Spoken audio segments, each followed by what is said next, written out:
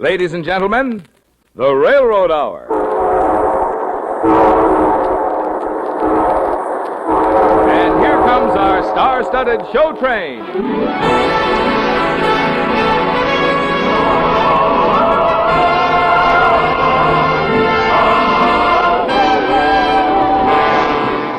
Tonight, the Association of American Railroads presents the great Victor Herbert musical hit, The Red Mill, starring Gordon MacRae and his charming guest, Eileen Farrell. Our choir is under the direction of Norman Luboff, and the music is prepared and conducted by Carmen Dragon. Yes, tonight another memorable musical is brought to you by the American Railroads, the same railroads that bring you the food you eat, the clothes you wear, the fuel you burn, and the multitude of other things you use in your daily life. And now, here is our star, Gordon MacRae.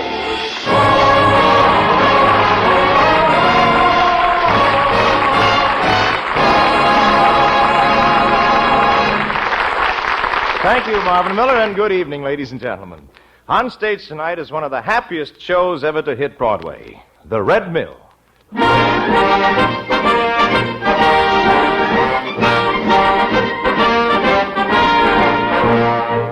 Eileen Farrell is in the costume of a Dutch girl in the charming village of Katwijk aan Zee. As for me, I'm going to slip into a checkered vest, clap a straw hat on my head, and call myself Kid Connor. You know what my partner's name is? Con Kidder. And it all begins in another old Dutch village named, well, let me see if I can pronounce it. Yes, New York. In old New York, in old New York, the peach crops always fine. They're sweet and fair, and on the square, the maids of Manhattan for mine. You cannot see in gay Paris, in London, or in Cork, the queens you'll meet on any street in old New York. Say, Con, what do you want to go to Europe for? Romance, boy, romance. The European girls be crazy about you. Oh, no, wait a minute, not so fast. You know, there are plenty of lovely dishes right here in the good old USA.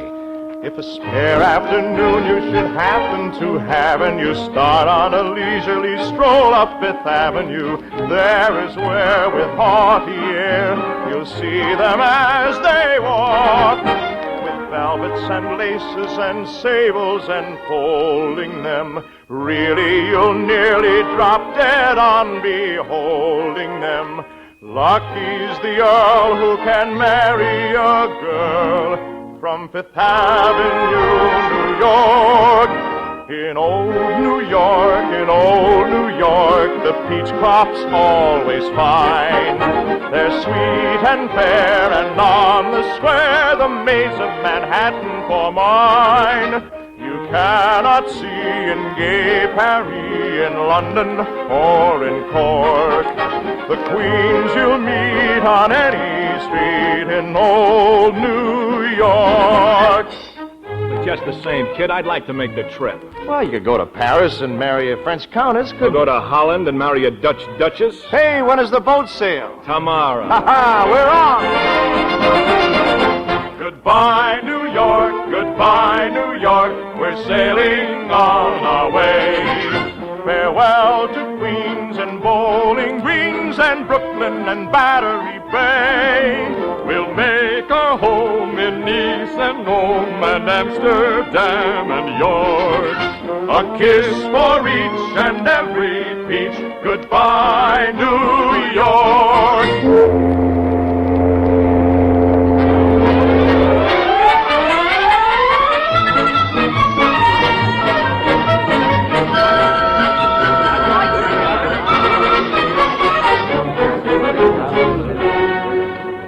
So this is Holland. Hiya, Holland. Hey, Con, we gotta find a place to sleep tonight. It's gotta be cheap sleep. We're broke. Yeah. Let's ask that little Fräulein over there, huh? Okay. Hey, Mabel. Yes? Were you addressing me, gentlemen? Do you have any idea where we could sleep tonight? Well, I really don't know. Well, how about that Red Mill? I bet it's real warm and comfortable. Oh, yes. Very cozy. You two and the ghost. You mean the mill is haunted?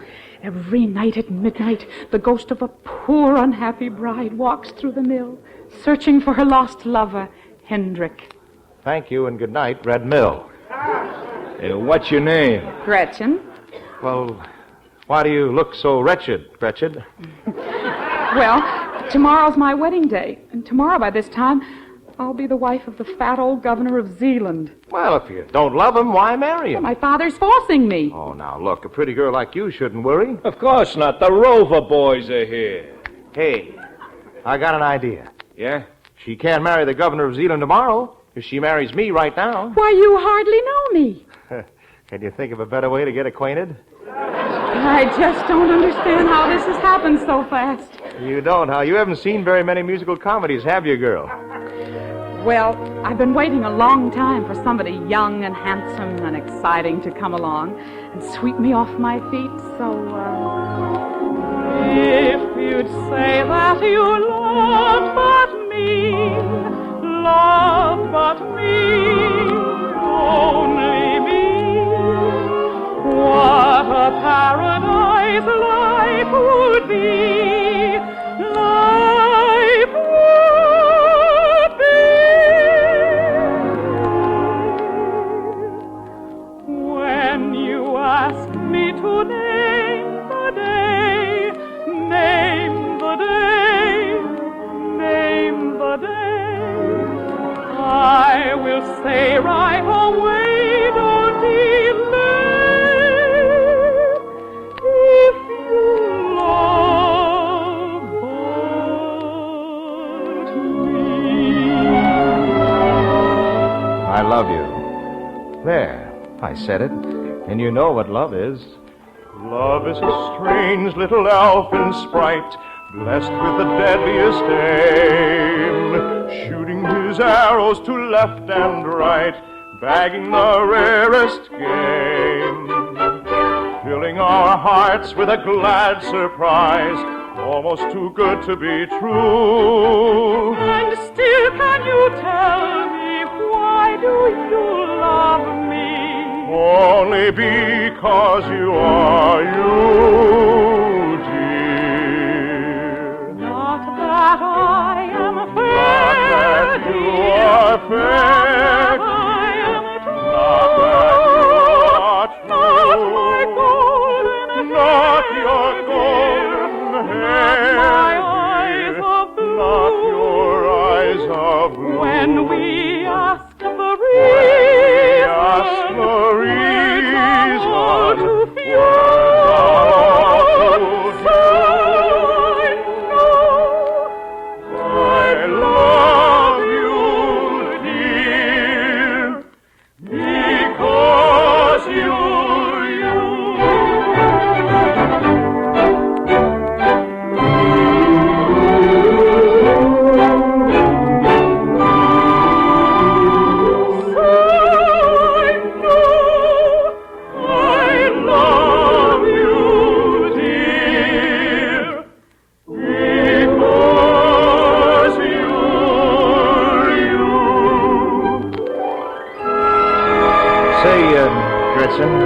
Where do people go in this country when they want to get married, huh? To the Burgomaster. Oh. But my father's the Burgomaster here, Uh-oh. so we'll have to go to the next town. Just one moment, my fine young friend. Father! Have you forgotten, my dear Gretchen, you're not marrying this silly young American, but His Excellency the Governor of Zealand. Back where we come from, in little old New York, a girl can marry anyone she chooses. Well, this is little old Catwick on Z. And Gretchen, since you seem to be so fond of this old red mill, I think I shall lock you up here overnight. Oh, no! And here you shall stay until the governor arrives to lead you to the altar. Oh, Father, please, I'm frightened. In you go. Now, wait a minute. You can't lock her up. You can't do this. Why, you can't force her to I guess he can. Good day, gentlemen. I think I've seen that guy someplace before. Yeah, on a beer mug.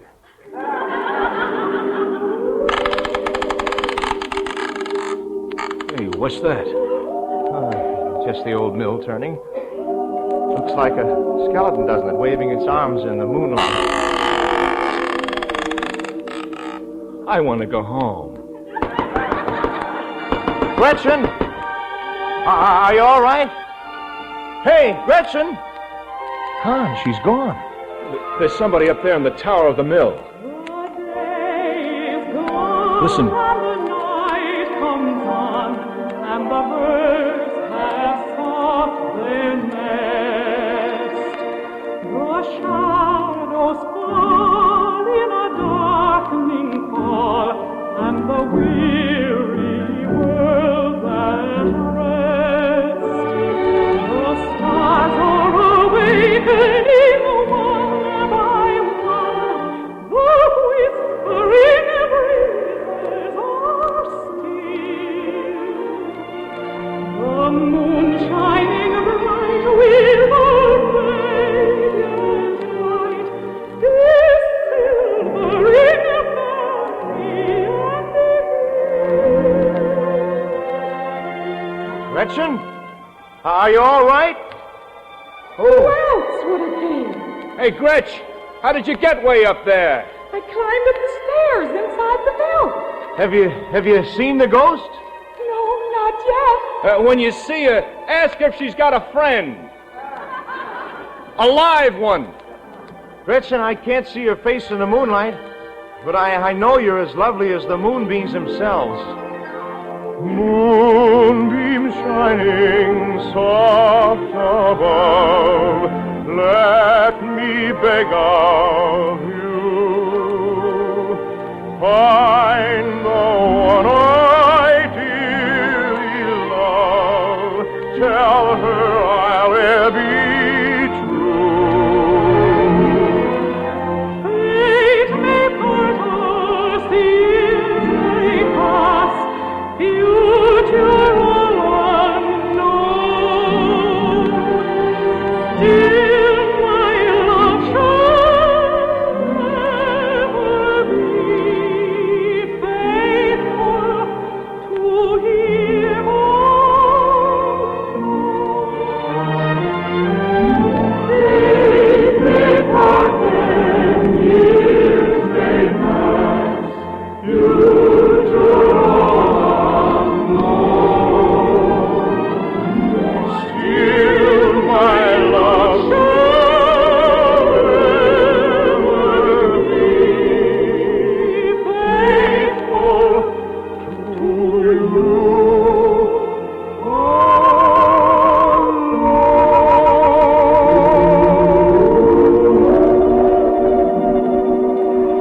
Goodbye, Hendrik.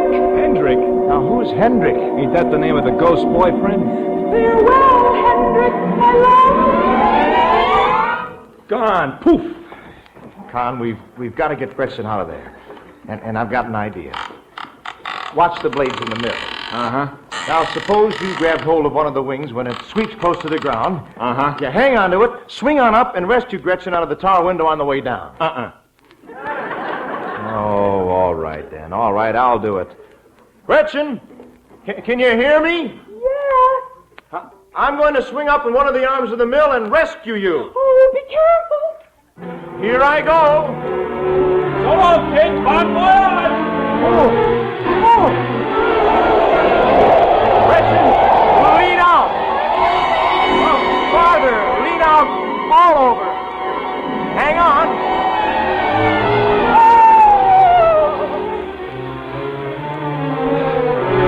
Ground floor, everybody out. Oh, thank you for getting me out of that awful mill. Now we got to get away from your father. Well, let's go to the next town and get married, huh? And I'll stay here and stall the burgomaster. Oh, good, Con. When he unlocks the door tomorrow morning, he's going to find nothing but echoes inside the old red mill. And when he asks the reason, are all too few.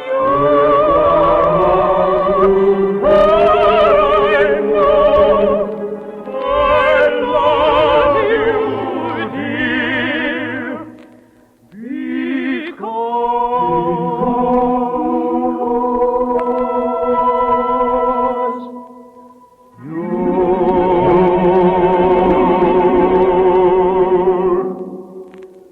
you're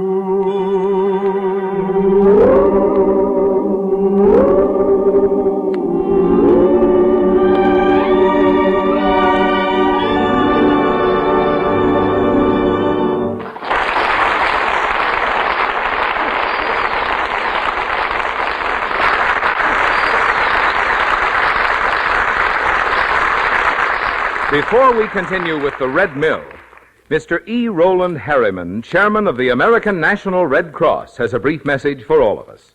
Mr. Harriman. The symbol of the Red Cross stands for the good neighbor. It stands for an idealism that is translated into friendly service to people through the Red Cross. Like our great railroads gather and carry the enormous productive output of our nation from coast to coast, so the Red Cross gathers the goodwill and generosity of a host of good neighbors and carries practical help to the troubled and the suffering.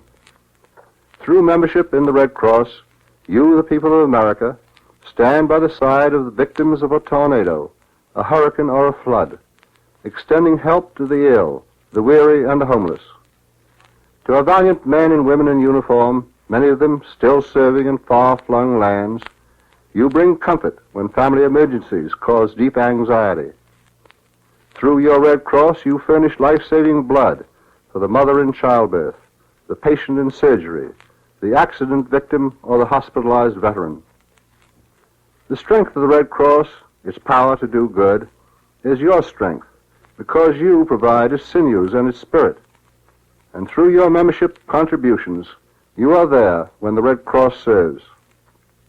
In 1954, we seek not only funds for Red Cross work, but also many millions of additional members, so that good neighbors all over America can join hands to serve their communities and their nation.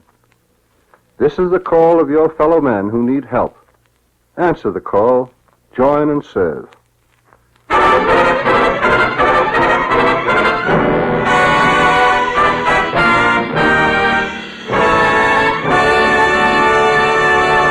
We're ready for Act Two of Victor Herbert's The Red Mill, starring Gordon MacRae and his guest star Eileen Farrell, with Jack Kirkwood as the burgomaster and Peter Leeds as Con.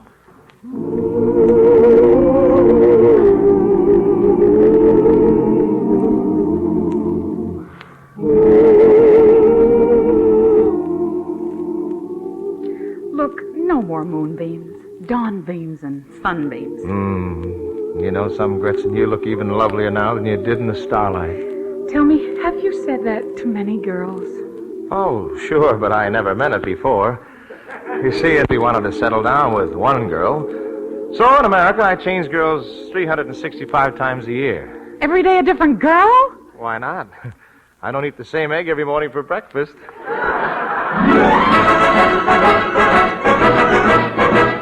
Oh, every day is Ladies' Day with me. I'm quite at their disposal all the while. And my pleasure, it is double if they come to me in trouble, for I always find a way to make them smile. The little darlings. No doubt I should have married long ago. It's the proper thing to do, you'll all agree. But I never could find any fun in wasting all my time on one. So every day is Ladies' Day with me. It's a frightful thing to think of all the hearts that I have broken, although each one fell in love with me without the slightest token. Though among my vulgar creditors I'm fearfully in debt, it's because I have afforded anything that I could get. But I must say I've enjoyed the best of what there is in life. I've been lucky in my love affairs. I've never had a wife. And I don't begrudge the little dears those necklaces of pearls. All the money that I've ever saved is what I've spent on girls. For every day is Ladies' Day with me. Every day is Ladies' Day. I'm quite at their disposal all the while. At their disposal all And my pleasure, it is double if they come to me in trouble, for I always find a way to make them smile. The little darlings. No doubt I should have married long ago. Yes, you should have married long the ago. proper thing to do, you'll all agree. The thing to do, you'll all But I never could find any fun in wasting all my time on one. So every day is Ladies' Day with me. Every day is Ladies' Day. So every day is Ladies' Day with me.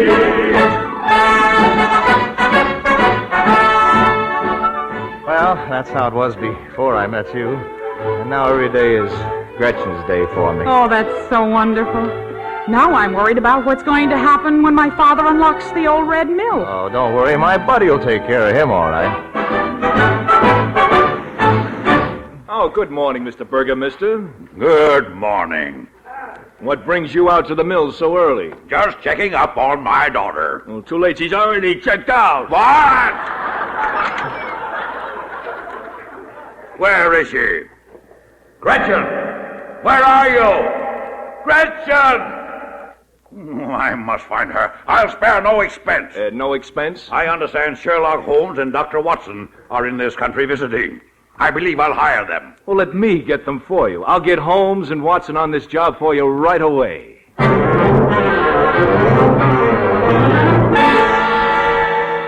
Hi, Mr. and Mrs. Connor. Well, we aren't Mr. and Mrs. yet. No, we couldn't afford to get married. Oh, boy, have I got the cure for that. Put on this costume quick. Oh, wait a minute. I don't get it. I'm going to be Sherlock Holmes, and you're going to be Dr. Watson. What? We'll collect a fee to find this lost girl, enough to get you married. Where'll we go after we're married? Oh, I know a wonderful spot. I've an idea you're thinking of the same place I am. In the beautiful isle of our dreams, dear, there is never a sorrow or pain. Every trouble and care quickly vanishes there, and all is made happy again.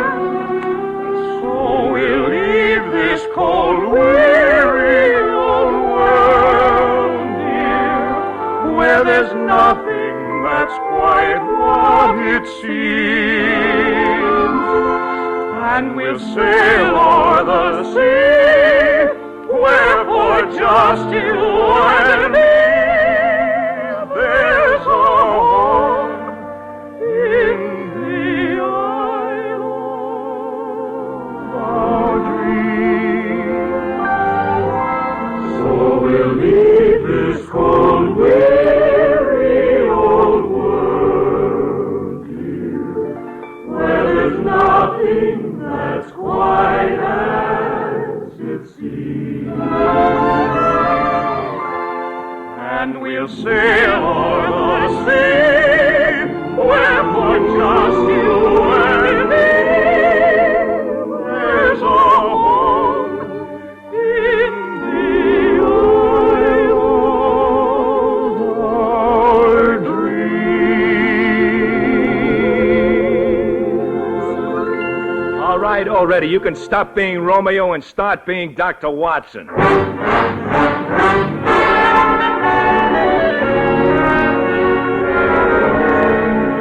Well, Dr. Watson, how do I look? This is very Baker Street, Mr. Holmes. Very Baker Street indeed, yes.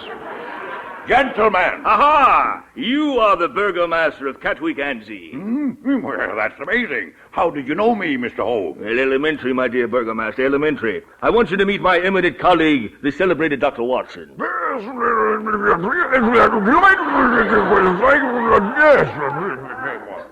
From the way he talks, he must be British. If he were any more British, he couldn't talk at all. Now, Mr. Holmes, Dr. Watson, how much will you charge to find my daughter? Well, our price depends on the difficulty of the job. Is your daughter young and beautiful? Oh, yes. Then it will be very expensive, because you know beautiful young ladies are very hard to find these days. How much shall we charge, Dr. Watson? Dr. Watson says, and I quote, 55 guilders. It's the deal. Here's the money. But I demand that you bring my daughter to this very spot no later than 4 o'clock this afternoon, in time for her wedding to the governor of Zealand. Quick, Dr. Watson, go get married.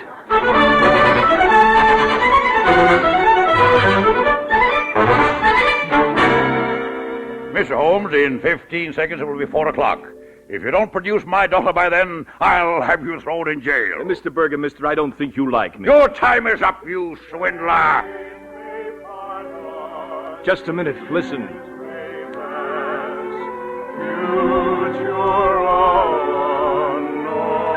Is that my daughter? Do you believe in the ghost in the old red mill? Oh, certainly not. Then that's your daughter. Gretchen, you're just in time for your wedding to the governor. There's been a little change in plans, Mr. Burgomaster. You see, I've been going around with Mr. Connor. Mm-hmm. On windmills. And we liked it so much, we got married. I think the burgomaster's just blown a gasket. Gretchen, let's get away from here, huh? Where'll we go? Well, may I recommend a wonderful spot called Manhattan? Could someone from Holland be happy there? Well, Peter Stuyvesant liked it. In old New York, the peach crop's always fine. They're sweet and fair, and on the square, the maids of Manhattan for mine. See things you cannot see in gay Paris, in London or in Cork. The queens you'll meet on any street, behold, New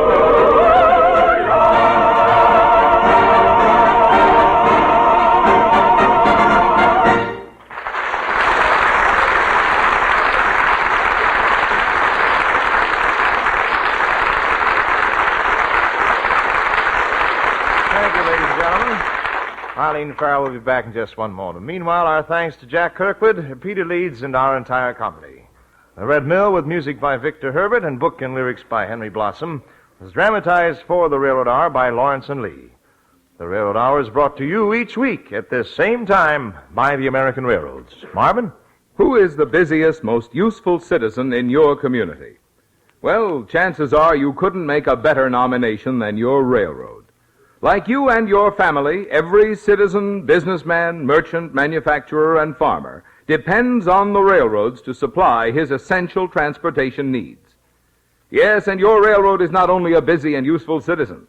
It's a good citizen, a good neighbor, interested in local and civic affairs, active taxpayers and employers, important purchasers of the things your town sells. The railroads that serve you are, in every sense, one of the most valuable contributors to the welfare of your community, as they are to the nation as a whole. Thank you, Marvin. And now here again, ladies and gentlemen, is the enchanting Miss Eileen Farrell.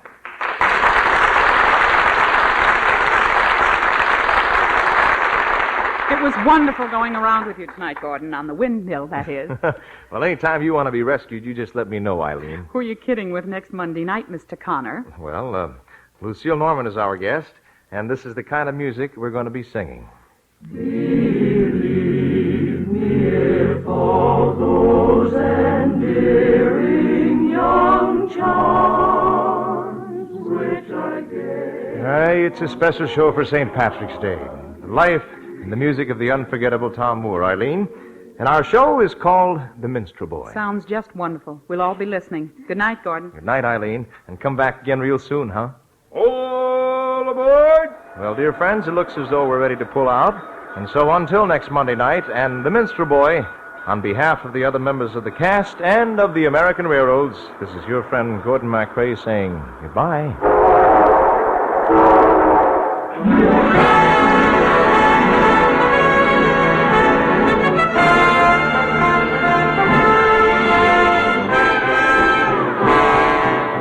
The Red Mill was presented by special arrangement with the Tams Whitmark Music Library. Gordon MacRae can be seen starring in Three Sailors and a Girl in Technicolor. Our choir is under the direction of Norman Luboff, and our music is prepared and conducted by Carmen Dragon. This is Marvin Miller saying goodbye until next week for the American Railroads. Now keep tuned for your Monday night of music on NBC.